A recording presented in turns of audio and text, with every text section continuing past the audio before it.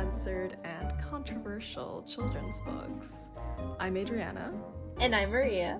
As we reach the end of the hellish year that was 2023, we've got some awards to distribute. And in honor of Anthony Comstock, I feel like we should call these the Anthonys. Yes. I love it. The Anthonys. Sounds so professional. Yeah. Reminds me of something. It's a little golden man. Little golden Anthony Comstock. Is he in a suit?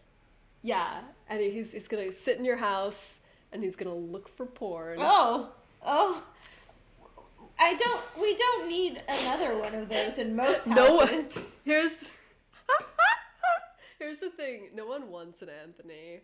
But there are some people who have deserved an Anthony, frankly, after what they've done this year. Our first award is for the Wildest Hate Group of 2023. It's Moms for Liberty. Woo! Congratulations. Yes. Congratulations, Moms for Liberty. We don't know if you remember them, but they've been mentioned on this podcast before. Yes, they quoted Hitler that one time. Always a good sign. Really put them in the running, like a strong start. This is a pro-book banning group. It started during the pandemic. At its height, it had chapters in 45 states. It has about 130,000 members. It's a very influential group of women who are in favor of banning books about race and gender issues. The wildest part is that they offered bounties to people who reported teachers discussing race in classrooms. That sounds like an insane thing. $500 bounties.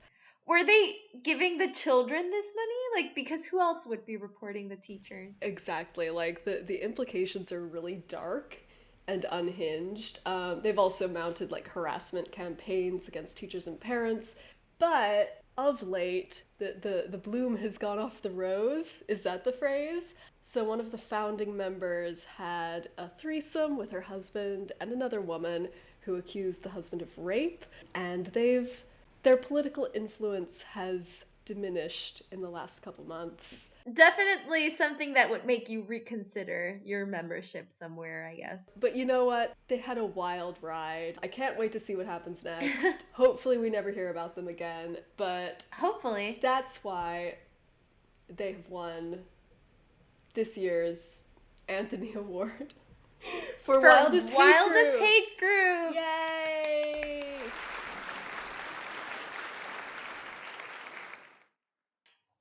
Our next award is just called the very, very simple Touch Grass. This award was born because in September, the Washington Post ran an article and they found that most school book bans were done at the request of 11 people. So it's just 11 people going crazy trying to ban books from schools. And our winner is called Jennifer Peterson, who filed to remove 71 books from her local school district. So she thinks that if teenagers read about sex, they are more likely to have unsafe sex or be abused.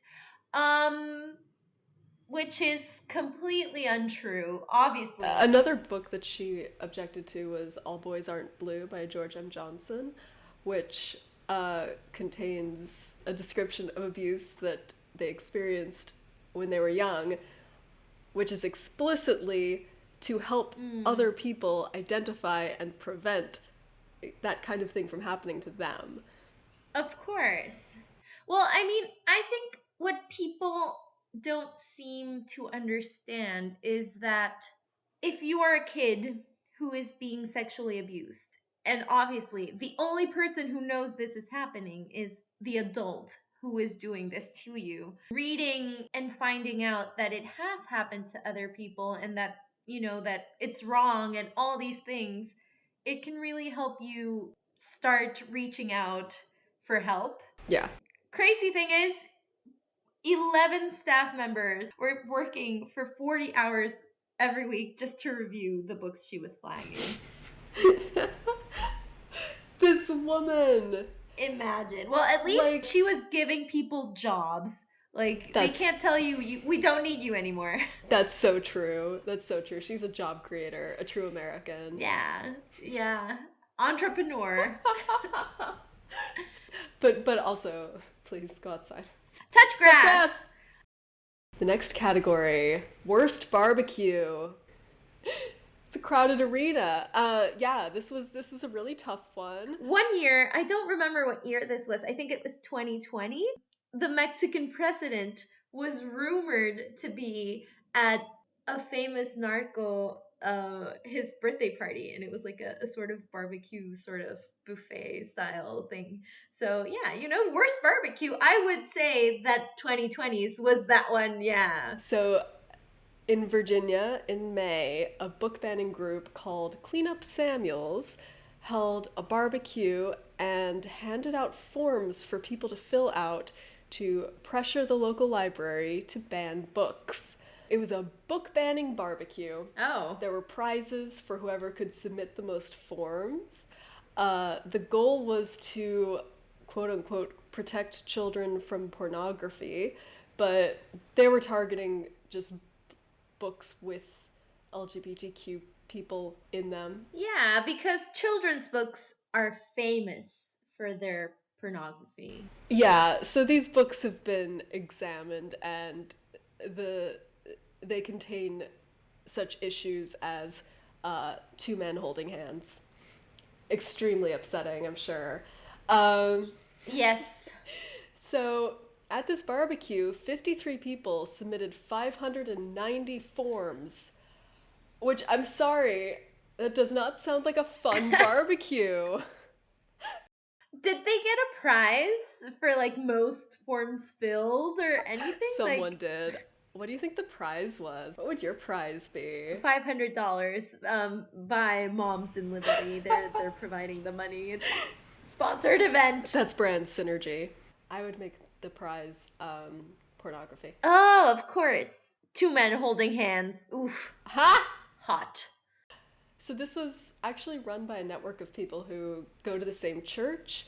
Most of them have gone to the highly conservative Christendom College, which is a Catholic college. What's amazing is that if you Google Christendom College, the first suggestion is scandal. Oh. But it isn't this scandal, and it isn't even a single scandal. It is multiple incidents of Christendom College professors ignoring reports of campus rape and inappropriately touching a child. So, knowing what I know about religion, this does not surprise me. No, it's just the irony is more delicious than any barbecue. Oh, okay. Here we have the incredibly titled category, Iron Fist State. Which I'm sure most people can guess. Like, we have a few that might make it into the, running that you might think, oh, maybe it's Florida. But since I just said that, now you know it's not. So what else do you think it could be? I mean, I still think we should keep our eye on Florida. You know, she's coming up in the world. Maybe next year. Maybe. The state with the most book bans is Texas. Between January 1st and August 1st of this year, there were attempted bans on 3,923 titles in the state. Who is reading these 4,000 books and then saying nobody should read them? Jennifer, stop. Obviously, there's a lot of reasons for this. Book bans are exploding nationwide, but one contributor of this is the move beyond schools into public libraries. In 2022, public libraries were the location of only 16% of attempted bans, but this year, half of all attempted bans were targeting books in public libraries. Bookstores are also being targeted increasingly. There's a new law in Texas that requires booksellers to provide sex ratings of books that go into public school libraries. So any references to sex get one rating that requires permission to read it. But if the depictions are deemed explicit, then the book gets just automatically banned from all public school libraries. I think bookstores should create like this pyramid, like, 1, 2, 3, just to like rate the steaminess, and it should be like little penises. Oh yeah. That should be like, oh, this book has 1 penis. This book has 2. I mean, what a way to make a book sound like really cool also, to be like, this is like a 5 penis book. Moms for Liberty could never. Horrifying. So yeah, if the bookstores don't cooperate, they can't sell into Texas school districts, which is a big deal. Oh no. Yeah, because Texas is a huge market for education books. They've actually been doing something similar for years with textbooks, pressuring publishers to write sort of right-wing versions of American history, which are then sort of spread throughout the country. That's insane. So yeah, Texas, please come up and claim your award. Oh, Texas. And then sit down. Just sit right down. Texas needs to be like bound and gagged. Like, just stop. Bound and Gagged, a novel that would get a 5 penis rating. And last but not least, Certainly not. our last award is Most Insane Accusation Against a Guinea Pig. And it goes to Jonathan Van Ness's Peanut Goes for the Gold, a picture book about a guinea pig who goes by they, them pronouns. A parent wrote that reading this book could lead to social isolation, violence, hypersexualization, reduced economic opportunities, anxiety, depression, lack of self-identity, and so much more. Which, like, what was this guinea pig doing that could lead you to reduced economic opportunities? Like, what? I love this. Using they, them pronouns makes you too powerful. Yeah, it's known. It's a known side effect. I mean, we've seen from The Rabbit's Wedding that if there's one thing bigots hate, it's small mammals. I think we found the secret. Congratulations to all the winners.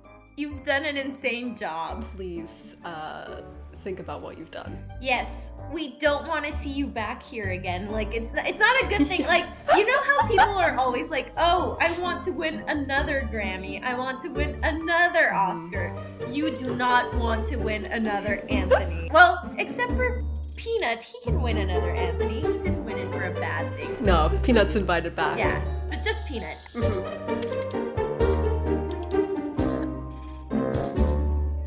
Happy New Year.